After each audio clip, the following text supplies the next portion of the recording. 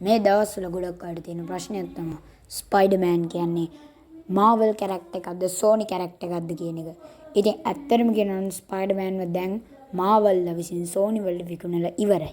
ඒ මොකද මේ කොවිඩ් රැල්ල නිසා යාලට ලැබිච්ච ආදායම් පාඩුව නිසාම යාලගේ කොමික් ක්‍රවුන් ජුවල් වෙන ස්පයිඩර්මෑන්ව දැන්ටමත් සෝනි සමාගමට විකුණලා ඉවරයි.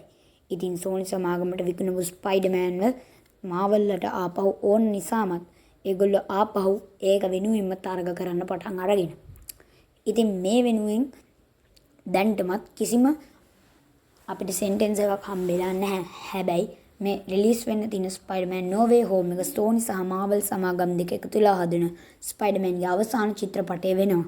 මේ චිත්‍රපටය හරියටම ස්පයිඩර්වර්ස් චිත්‍රපටයක් වුණොත් අපිට මාවල් එකට ස්පයිඩර්මෑන් කෙනයි සෝනි එකට ස්පයිඩර්මෑන් කෙනයි දකින්නට ලැබෙනවා.